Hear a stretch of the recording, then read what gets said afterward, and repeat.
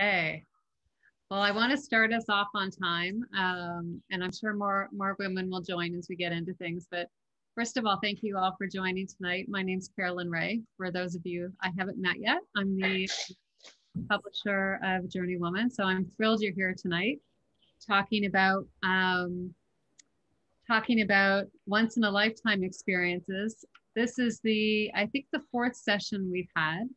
And we're kind of working our way through the list of them. And of course, tonight is all about Antarctica. And we've got quite a large crowd that was interested in this, which is wonderful. And I know that there are several women on this call that have been to Antarctica, and also a lot of women who want to go, because I've spoken to some of you about it that are interested in learning more.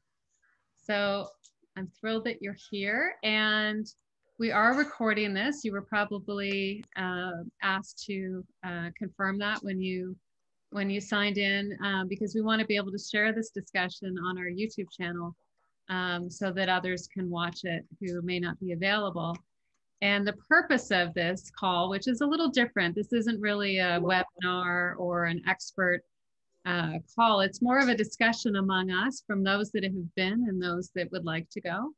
And we're using this to curate some editorial and do other stories. So there won't just be one story coming out of this. There'll be several, and we're interested in your tips and your advice and your honest perspective, and any questions that you have. So I'm just curious. I'd love to do some quick introductions, but I want to keep them short because we have quite a few women here tonight. But just by show of hands, and not all of you are on video, so if you don't want to come on video, you can just do a reaction, I guess. You could, at the bottom there is, how many have been to Antarctica, just out of curiosity? Raising hands or putting a little... Nobody. Not seen any hands yet. Oh, I haven't gone. No. And I know, Jennifer, you're on this call. Your hand up. Linda's been. So probably a lot of questions then about it. I have only been to the bottom of Argentina and kind of looked across the water at Argentina, but I haven't been across. If you have been with JourneyWoman for a while, then you know that Evelyn Hannon made that trip. And I actually have her yellow jacket and some of her luggage. And she wrote a story about that trip where she lost her luggage on the way back. If you was kind of she went after Air Canada after that and did a whole thing around JourneyWoman loses her luggage. And anyways, it was a whole thing. But anyways, I'm looking forward to hearing your questions tonight. So I want to start with by asking those of you that haven't been to Antarctica, what kinds of questions do you have? And then what we'll do is ask the women that have been to see if they can help you help us answer those. And if we can't answer them tonight, then we'll answer them through other sources. But those of you that haven't been, and feel free to put these in the chat as well, or just raise your hand or yell or something, and I'll call your name out. Would love to start off with what, thanks Christine, the demonstration. What questions do you have about Antarctica that you would like to have answered? And then we'll move into some other topics. So who's Joy? I'm not on mute. Yeah, I haven't been, but when I went with Hurtigruten along Norway in 2019, they had a hybrid boat called the Roald Amazon, which was going to Antarctica. So I was really interested in pursuing that because I like the company and I like what, I like their commitment to the waters and just doing things properly, sustainability and all that. So I'm interested in knowing if anybody has been with the Hurtigruten trip to Antarctica, because that is the one that I intend to take, because I like the company and I like the way they treated me. I like what they do. You know, they seem like a good company. Plus, the ship itself is a hybrid. So, has anybody been with them? And is it really cold there? And do I need to be afraid, or can I relax and just wear good clothing and not, not be worried about getting stuck in snow or anything? Okay. I want to go. So, I went to the Arctic Circle, and I thought, if you can do that, you can go a little bit further and do something else. So Fabulous. Other questions? Christine. I guess I want to know the ease of doing it on your own without a tour. Is it possible? How far can you go without spending, $10,000 to go on, one of the tours? Can you actually, get on a boat somewhere, or do you have to be on a tour group to be on a boat? Can you hike down to it? Can you backpack there? All that kind of, what's the area like for, if you are backpacking, can you stay somewhere? Or are you stuck on an iceberg? Like, that kind of. I love it, Christine. Easy, cheap way. Wonderful. Other questions?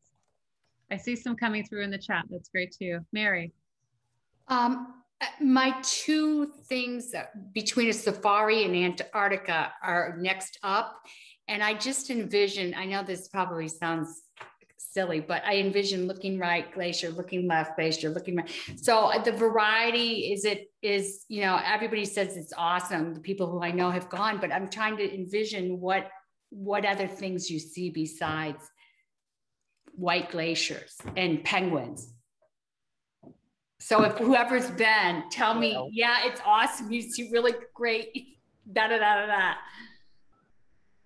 Fabulous. Does anybody else feel the same way, or you all think it's just, I'm wondering what are some of the sites we'll see?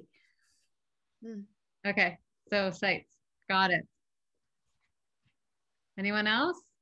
No, over second screen here. Janice. I don't know, can you hear me? Yep. I actually just put in a message because I think National Geographic has a program where you actually can camp out overnight on the continent. And I don't know if anybody's done that before, but I would like to do that. And I'm a Jersey girl, so I'm used to northern climates. Great. How strenuous is it? That's Barbara? Yes. Great. Great. Okay. No one's asked about packing yet. That would be my question is, what you need to pack, but everything. Sue. One of my questions would be, are there recommended tour companies or options that would have the options that were least expensive, moderate, and then the nicer options? Great. Lynn? Hi, everybody. I'm Lynn Foley from Winnipeg in Canada. And I was just yesterday on a video call like this with CAA. And it was about Antarctica, cruising on that Hertigan ship that the first woman mentioned. And it looked amazing. They had, they provide boots and jackets, and they do have snowshoeing, and they do kayaking and camping overnight on dry land. Like, I'm looking at the questions in the chat room. So I know CAA is AAA in the US, so you may find some connections there that give you a lot of those clues to things that people are worried about. I was quite excited by seeing it. Their videos taken from their cruise ships were just awesome. So, and they also talked about their, COVID prevention measures and sanitizing and so on. And so, yeah, so I would think that if you go on the CAA or AAA website, you can probably see that video. It was fabulous. I'm really excited. We'll add that into our feature. Sandy. So I was in Joy's garden earlier today for another event. Joy and I go back a very long time. I am going to Antarctica in January. We are taking the scenic eclipse, which is very similar to the Hurtigruten Joy. And the issue that I know about is that if you're on a large ship, you are not allowed to land. They have their own travel association. I can't remember what it's called, but any ship with more than, I think it's 500 passengers is not allowed to go on land. And that's for sustainability and climate and all that other stuff. It was 18.2 degrees Celsius in the Antarctic the other day. So that's showing how climate change is really taking effect down there. And January is their summer. So right now they're kind of in winter. And so I can't wait to go. It's, for me, it's about seasickness. I heard the Drake Passage is really difficult to get across. And I don't know if anybody has any recommendations for a seasickness pill besides ginger gravel. And when I was in Tasmania last year, I got something that was local that was really good that I'm going to see if I can find again. By the way, when you're at the southernmost point of Tasmania, you're only 2,500 of Tasman Island, you're only 2,500 kilometers away from Antarctic. So that's kind of where my head started spinning. Thank you, Sandy. Cool. Anyone else? Lynn, were you going to say something? I wasn't sure. Yeah, I was just going to respond to that issue about having large ships not being able to land. They did address that on that call that I was on yesterday with CAA. And it's true that if it's a ship that's more than 500 passengers, it can't land because of impact on the environment. But this Hurtigruten organization did have boats that were smaller than that did allow landing. I think it was 200 passengers on one of their ships. I've just forgotten the names now, but yeah, I think if you want to go on land, I think you need to get a smaller boat, but maybe that makes the seasickness worse. I'm not sure. I've actually never been on a cruise myself. Can I just respond to that a little bit? When I was on the Hurtigruten in 2019, I was a little bit worried about seasickness and the passenger level, because it was a working ship. The passenger level was, I think, less than 200 people. So, and I don't really know what how many passengers are on the Roald Amundsen, the hybrid ship, but that would be easy enough to find out. But I don't think they would do the trip to Antarctica without getting people where they want to go. I just can't see that. So I'm sure they will have ribs, rib boats or whatever to get you to the shore and do what you want to do, even if there's more than, more passengers than will allow you to the ship to get to the shore. Great, thanks, Joy. I just want to go through some of the questions in the chat. So Donna's asking, what time of year should you go? Lois as well. How much should we budget? Is it enjoyable or too cold? Can you camp on the continent? More about the cold. Is the Drake Passage really difficult to cross with rolling waves, west seasickness pills? Can you leave the ship to hike or sea kayak? Are there other things to do besides kayaking? I want to go for my birthday. What is CAA? CAA is the Canadian Automobile Association that sells travel insurance. Do the Zodiacs take you to shore? Yes. Yeah. So those are the questions, and I'm sure there are going to be more that come in. I'd like to, so keep putting those in the chat. That's great. And if you all have suggestions and tips, that's great too, because I see some ideas coming in, especially on seasickness, which is helpful. Those of you that have been, now I know there's a few women on this call. I wonder if I could invite you to share your experience. And you know, these are, we call these once in a lifetime experiences because they hit you in the heart and they profoundly change your life in some way. So if you could share a bit about your experience and what that was like for you, that would be great. And just to put you all on the spot. Who has been and would like to share their story?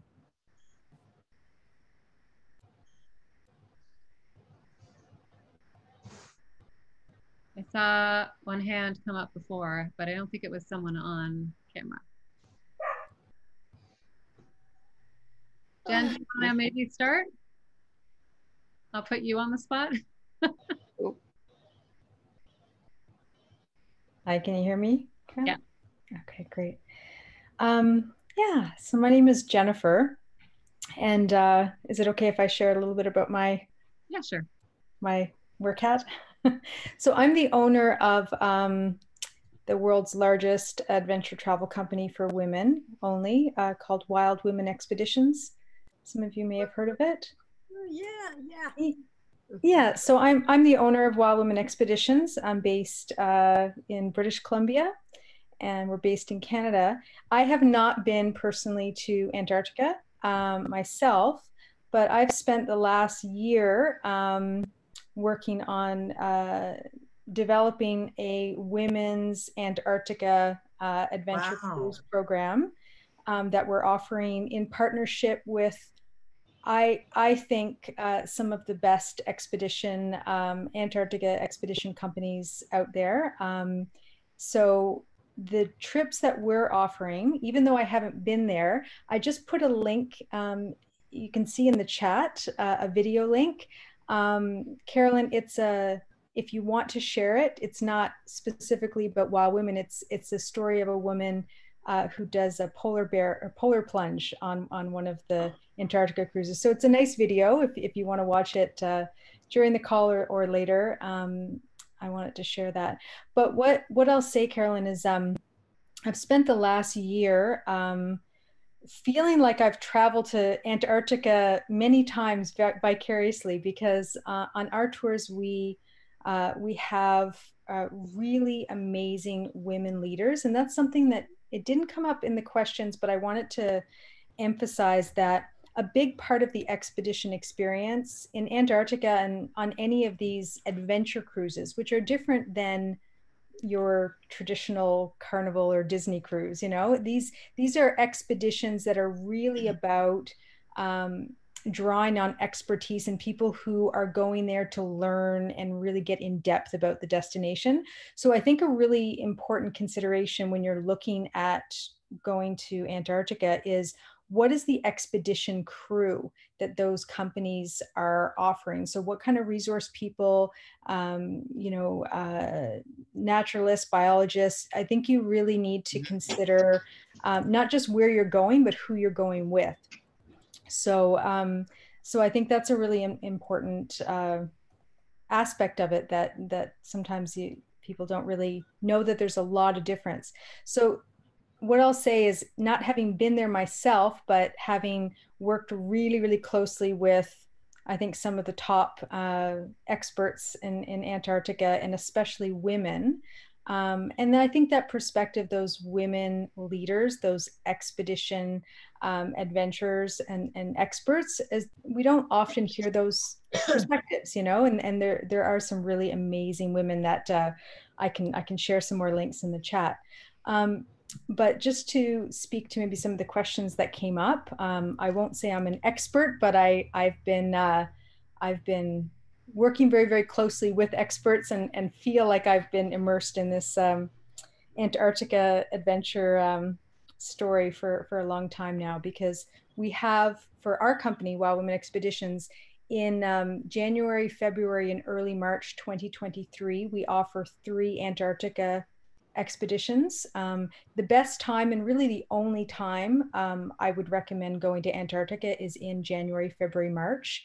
That's when the Drake Passage, which of course is the big, I mean, the Drake Passage is the biggest crossing anywhere that you'll experience. It's rough. It's not, there's a reason why this is the biggest expedition on Earth. So if you want the smoothest passage on the Drake, go in January or February. So that's when we offer our expeditions there. And there are the question about whether you can just kind of go on your own. No. So you can, there's different ways to do it. Some women will fly to the peninsula and have a really quick tour and come back. You can fly in and out. You don't have to cruise. I would say you miss a big part of what the expedition and what the experience of going there is really about. If you've heard of Ernest Shackleton and all the great adventures, I mean, to really see Antarctica, I think you have to cruise to have the full experience. But if women just want to just jump in and jump out, it's not cheap. So there's really no cheap way. And if you go with the lowest, absolute, cheapest trip out there, I think you're gonna, most women save up, and this is a big bucket list trip. And so I don't think that that doing it super quick or super cheap is, I wouldn't actually recommend that. You're going to miss a lot. So you can camp on the islands or on the peninsula. If you go, one of the routes that we take is to South Georgia and the Falklands. So you can do typically a 10 or 11 day, a 14 day, or a 21 day. And there's different routes that you can take. If you want to just go really quickly to the tip of the peninsula and not cross the Arctic Circle, you can do that in 10 days. So that would be your lowest price trip.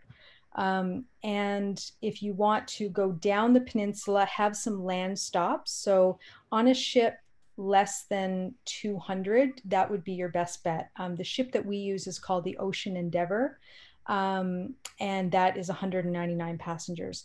You don't want to go on a cruise to Antarctica with more than 200. I wouldn't recommend it. You're going to lose a lot. And so on a ship that size, about 200, you're going to be able to do land stops. If you go down, if you cross the Antarctica Circle, you'll be able to do land crossings. And if you go to some parts of Antarctica, yes, you can camp, and you can spend some really special time on land.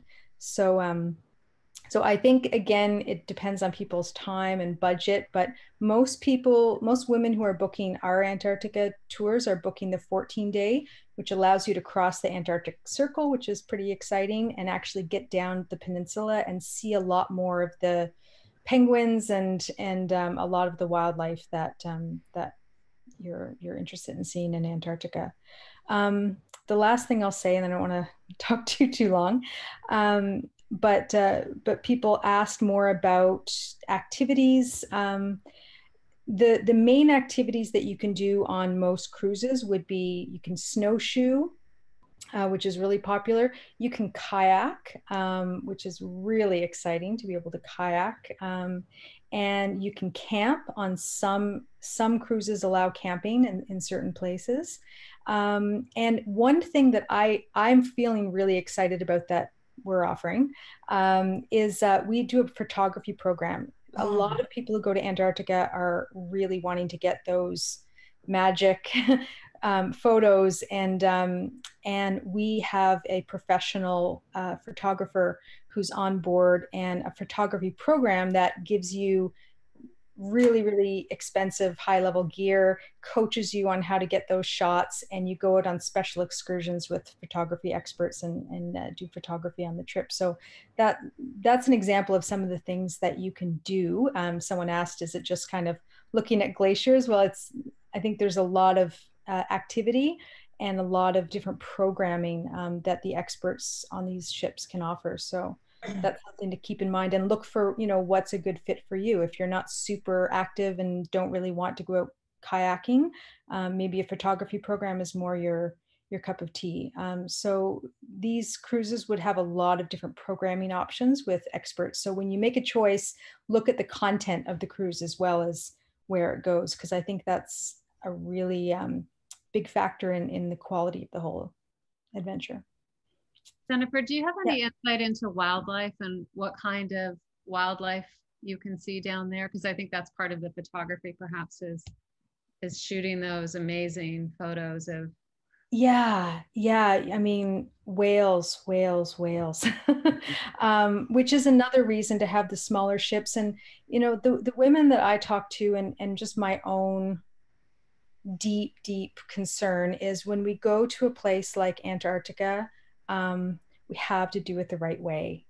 This is one of the most precious, fragile ecosystems on the planet. It's really good that we're going there. I think there's a lot of value to these adventures. But again, we want to be very careful about the impact on wildlife, in particular whales. And so I think going with a company, and some of the ones that were mentioned are great. I mean, there's lots of great companies. We're one, but there's a lot of great options. So it really depends on what the best fit is for you. But I would really urge women to consider the company's approach to wildlife interactions and what kind of investments they're making in conservation, because I think that's one of the best values on the Ocean Endeavor, the ship that we use. One of the things that is really exciting and valuable is that scientists who are doing research in Antarctica, they piggyback on these cruises. So the passengers on the ship actually get to interact with, hear presentations from, you know, leading researchers who are doing studies on wildlife in the area. So it's a really exciting opportunity to interact with whale experts and penguin experts and a lot of these kinds of really special wildlife that you're going to encounter. So if you go with an expedition cruise that has wildlife experts on board, especially scientists, and you get to sit and hear from the top, you know, scientists in the world working on protecting these animals, that's a really special part of this experience as well, is to understand what you're seeing there. So yeah, you're going to see tons of whales, tons of penguins. There's different varieties of penguins. So you're going to see a lot of those species. And that's I think what the majority of people go for. So I'll just flip, if it's okay, I'll put in a little link to some of the different animals that you would see in Antarctica. But most people are interested, I find, in the whale species and the penguins, of course. Does that answer your question? Yeah, I think it's, you know, I know many of you have seen whales and orca, but it is one of those incredible life experiences and only can be seen in certain parts of the world. So it's, I think that's all part of it. Yeah. Now, was there someone else who had been to Antarctica? I thought I saw a hand go up when we started this. I don't know if you can see me. Linda? Yes. Can you see me? No, just can hear you. Oh, okay. Sorry about that. But yeah, I went, and it's been 14 years, but it seems like yesterday. It's the best trip I've ever been on, and I've traveled a lot. We did the Falkland Islands and South Georgia Island, which was really interesting, and the peninsula. And as far as the cold has been asked for a lot. Went in January. It was not as cold as we thought it would be. They give you the jackets and the boots. When I went, anyway, they gave you the boots. Now I think you have to rent them or buy them. But the jackets, I think all the companies give you the jackets. Yeah. And it was just amazing. And as far as Drake Passage, it's not always rough, because when I crossed it, and we only crossed it once because of the route that we took, it was smooth as silk. It was just a lake. I couldn't believe we were in Drake Passage. Mm-hmm. And I remember being on the bridge with the captain, and I'm like, this is Drake's Passage, you know, like what happened? I was expecting a lot of rough water. Now, a friend of mine went the following year, and she had a really rough time crossing. Yes. And I think she went in February, but we went in early January, and it was really not bad at all. Mm-hmm. But you do need to bring different layers, and because you're also leaving a lot of times. I don't know where Jennifer's group would be leaving from, but a lot of times you're leaving from Buenos Aires. At that time we were leaving from Santiago, Chile, and then you fly down to Ushuaia, and get up. So you need, like summer clothes for one part and winter clothes for the other. Definitely waterproof pants. Mm. When we went, it was on Zodiacs, and you're gonna get wet. Yeah. I mean, that's why you need, that the snow pants, what you would wear skiing. Mm-hmm. Great. And Linda, what about wildlife and animals? Did you see whales and penguins and whales and penguins?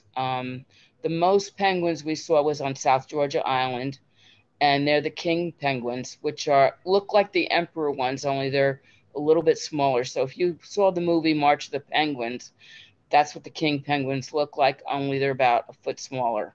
They're still pretty big though. And we saw chinstraps and adelies and gentoos, and seals were elephant seals, which don't seem to do very much except lay down and every once in a while get up and butt heads with the one next to them and then plop right down again.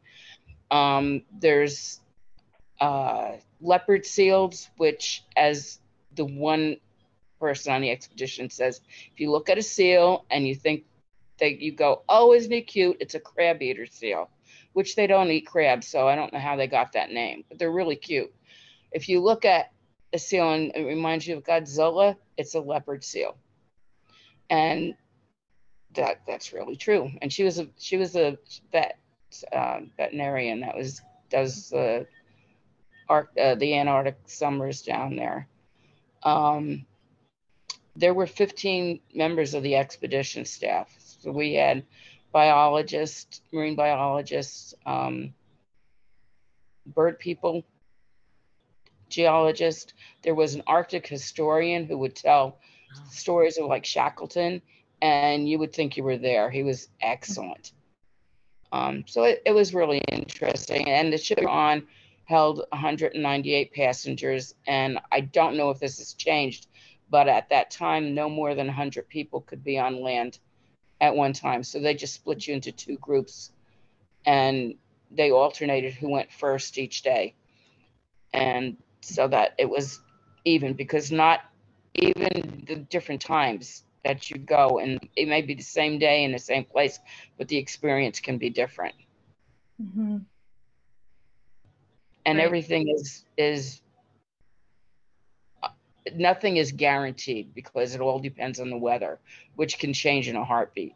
Mm-hmm. So, the expedition leader says there is no plan B. It's just another plan A. So, but it's beautiful. It's absolutely gorgeous. That's super. Thank you, Linda. Jen, did you have something to comment on there? Yeah, can you hear me? Mm-hmm. Yeah, I just noticed there were a few questions, women asking about traveling solo and single supplements. So of course, every company is going to have their own pricing and approach to that. What I can see in the industry and in our case with Wild Women Expeditions is if you are traveling solo, if you want a single cabin to yourself, it's very expensive. You have to pay usually 1.5 of the trip cost. So single cabins are really difficult to secure on any Antarctica expeditions I've heard of. So one of the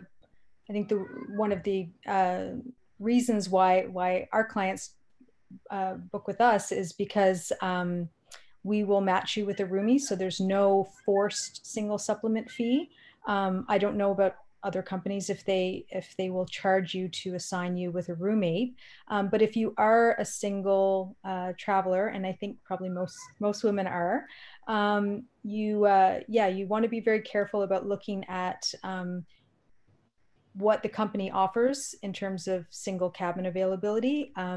My experience is that it's not very easy to get a single cabin in terms of availability, and then the price point is usually really prohibitive. So if you are willing to share a cabin, you want to be with a company that is going to allow you to do that for no extra cost, because there certainly are those options. And I think some women are going to be concerned with who they're traveling with as a solo traveler. Like with any tour, a lot of the dynamic of this cruise is on the Zodiacs and going in small groups. So you're going to go out on the Zodiac in a group of 10 usually, and you're going to be with that cohort and you're going to do your activities together. So another consideration would be, to go with a cruise that will make it easier on you as a solo single traveler, and where you're likely to have the kind of group that you would want to share the expedition with, right? So whatever's most important to you, you want to look for that, because getting a single cabin is usually difficult and expensive. Mm-hmm. Right now, you'll probably find, I'm not going to promote our our tours. I told Carolyn this is a non-promotional space as much as possible, but just to say, wink, wink, nudge, nudge, there's a lot of sales on right now, big sales. A lot of companies, if you're looking at going in 2022, we don't offer Antarctica 2022, but even 2023, many companies are offering 20–25% off promotions right now. So it's a really good time. I think some people think, oh, 2023 is really far away, but you would be surprised how quickly, especially now with coming out of the pandemic. Well, we're still in the pandemic, but as people are booking trips, moving out of the pandemic restrictions, we are seeing these big bucket list trips like Antarctica fill up so far in advance, and it's incredible. And so if you do want to get the best cabin or the best deal, I would just encourage everyone to do your shopping soon, because if you wait much longer, you could be paying thousands and thousands more and have a lot less options even for 2023. Jennifer, are you still offering your special? Yes. Yes, we are. So okay. Just there's lots of great companies that offer these cruises, but I put the link to our website in there if that's okay. We have 3 Antarctica expeditions in January, February, and early March 2023. We'll have a Wild Women expedition leader. We have it's not an all women cruise. That's not possible at this time for us to pull off, but we'll have about 40 or 50 women in our group on the ship of 200, and we'll go out and do Zodiac trips together, and we'll have fun on board and do a lot of programming special for our group. So we have 3 trips. One is 11 days, one is 14, and one is 21 that go to different parts. One goes to the Falklands, for example. And so, yeah, those are on sale right now until August the 10th. So 20% off if you book for 2023 before August 10th. So, yeah. Significant savings for sure. How long does it take to cross? So if you leave from Argentina, how long are you on the water until you get to kind of land? It depends on which route you take. You're probably going to be 2–3 days of just crossing the Drake in particular. So, but there's a few different routes that, like if you go to the Falklands, you're going to take a different route down to the peninsula from there. So your time on water would be a bit different. Yeah. How many here have been down to Chile or Argentina to the very end? Which way?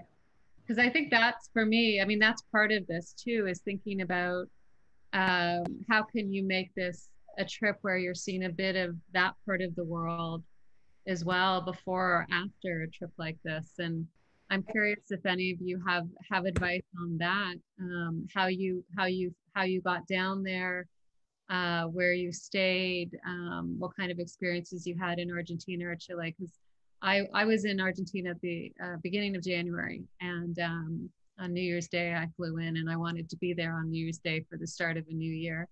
And it was quite mild. It was, the temperature was quite nice. Janice. I actually went to Buenos Aires.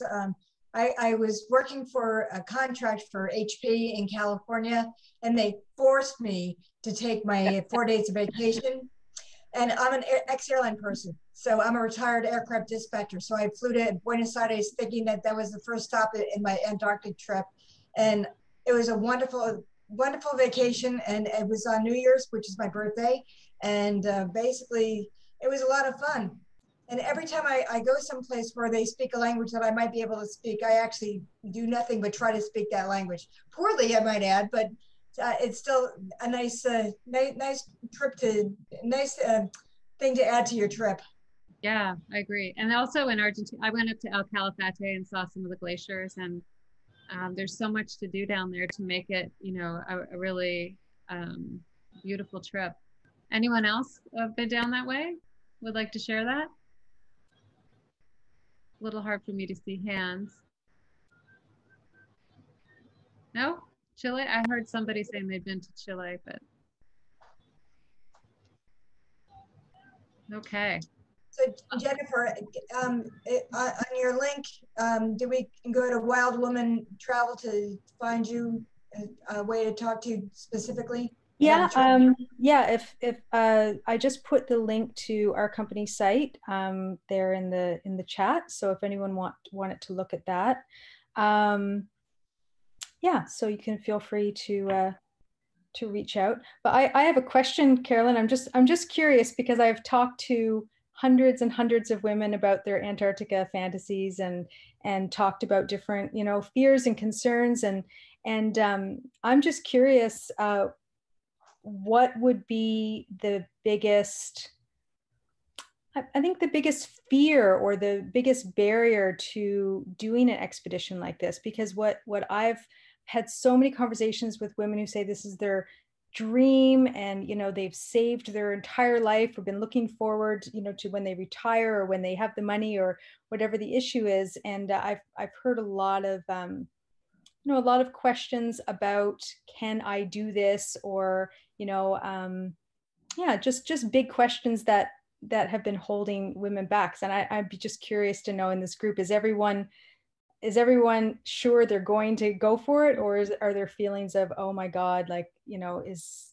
this something I can really do? Or, because it's a very pricey trip and it's a big investment, and you want to get it right and do it when you feel like you want to make that investment. So yeah, I'd love to hear the biggest barrier or fears that women have about this kind of trip. My biggest barrier is actually being seasick. Yeah, mine too. Yeah, there's going to be 100% on any cruise that you choose. There's going to be a doctor on board. So that's come with medication. It helps if you've been on a cruise before in rougher waters. You'll never experience anything like you can experience in Antarctica in terms of rough waters, and we can't predict the weather. But if you've never been on a cruise before and you don't know if you're going to be seasick, come prepared. Always come with your drugs and your wristbands and come with all of that, and know that there are medical doctors on board who will be there to take care of you if anything happened. Another consideration, just to say that some women find, I don't get seasick, so it really depends on how sensitive you are, where you are on the ship, and ask questions about the ship's stabilizers, because all ships are not created equal. And you want to go on a ship that has really good stabilizers, So ask questions about the stabilizers on the ship, and also look at where you're positioned on the ship. So, you know, some women will find that they get less seasick if they're midship or if they're on a higher deck. So asking those kinds of questions about if you're really concerned about seasick, make sure you get the right ship and you're in the best place on the ship if it's something that's really important to you. That's great advice. Yeah, and bring drugs.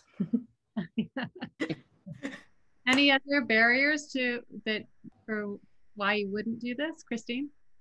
Well, I think obviously it's the cost. I mean, you know, looking at like any of the trips, I mean, they're all, you know, roughly 10,000 Canadian, you know, and up.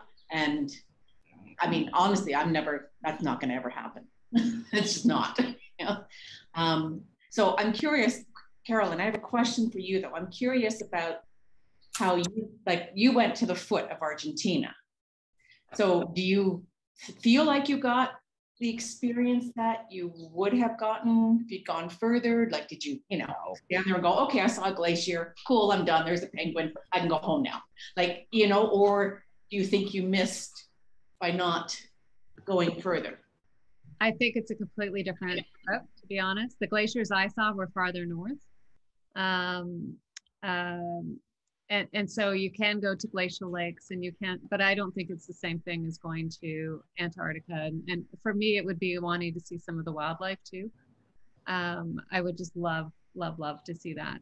And so, yeah, and I'm the queen of points. So I think with a trip like this, you have to think about how do you reduce other costs in order to, and that comes with the planning ahead a little bit, and think about, okay, if I'm going to go down to Argentina or Chile earlier, how can I reduce accommodation, and how can I fly down on points, and how can I plan all of those things so that I'm reducing the overall cost as much as possible, and go for a really great trip and do it right, you know, because these are trips you only get one shot to, you know, if you're lucky, you get to go. And my attitude is do it right.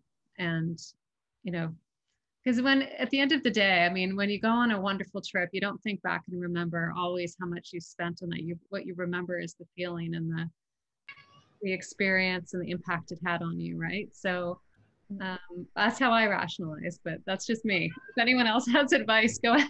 Oh, you know what? We do the same thing. It's how can you get the best fee? And somebody's asking about the trips and flights and connections. I don't know where they're asking it from, but our flight is direct from Toronto to Buenos Aires on Air Canada. And then our tour group is part of the package is the flight from Buenos Aires to Ushuaia. Right. And so there's ways, but it is an expensive trip, and it is honestly only once in a lifetime. And I also know there's a couple questions about mobility issues and that kind of thing. And I don't have any, fortunately, but I know that there's a lot of women travelers who do that I know, and I don't have an answer to that. So Carolyn, if you've got an answer to that, I'm sure the person who's asked it would really appreciate that. But there are direct flights from Toronto. Yep. And we can find out some answers on mobility too. I agree. That's a question that we need to answer. Yeah, Donna. Yeah, I'm the one that asked the question about mobility because I just had my knees replaced and I'm healing fine. Everything's great, but I know you have to get in and out of a Zodiac. So I'm just wondering, do you, for those that have been, if you get onto the Zodiac, is there assistance to get on and off? Could I jump in here to answer something about that? Sure. This was a question that was discussed yesterday on that call that I keep referring to. And for that cruise company, the Hertigen, or however it's pronounced, they said that the difficulty of getting in and out of the Zodiac is like getting in and out of a bathtub. So if you can manage that, then you're fine. Also, they said when the Zodiacs go to land, that they have staff that will have a shovel and will cut some snow into stairs so that people can climb up stairs. And there'll be apparently there's also a sailor's grip that they talked about, and I don't know what that was. They didn't elaborate, but there is the expectation that people are going to need a hand in and out of the boat. And they said the cutest thing was after they left shore, the penguins would use the stairs. So I thought that was pretty cool. I don't have mobility issues either, but I think that maybe in 2 years I will. And I think it's good to know that there are accommodations. And I hope, Donna, that you heal really fast and well. Thank you so much. I wanted to mention also, just going back to the solo supplement thing that we discussed earlier, we are launching on our website soon a place where you can find partners to travel with. So that might be an option for some of you to get to know each other, and you could travel together or plan that in advance. So we should have that up in a few weeks, and in the hopes that it would give you those kinds of options to travel more cost effectively, because I've had hundreds of emails from women looking for this kind of place. So we've spent the last few months trying to build that for you. So so that might help as well. Wonderful. Great. So any other fears, or so we've talked about the how to get there, the cost, the seasickness. Anything else that would stand in your way from doing this? Because I want to hear all your stories after you go. You mean besides money? Money, time, you know.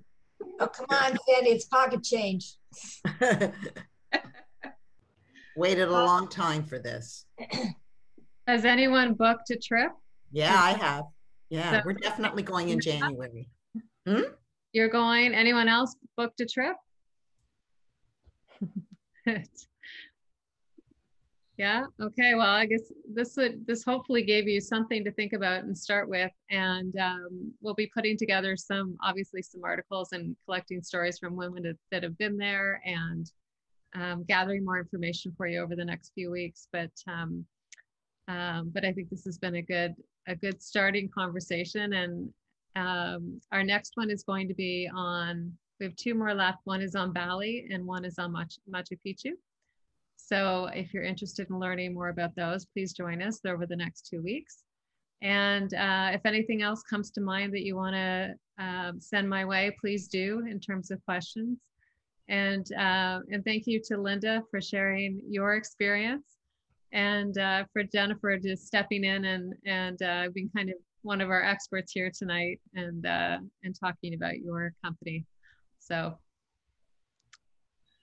And last thing I'll say is we have a community call tomorrow morning at 10 if anyone wants to join. Then we spend more time getting to know each other, and a book club in about 2 weeks. So hopefully we'll see you at some upcoming events. Okay. Thank you. Thank you, everybody. Great discussion. Thank you.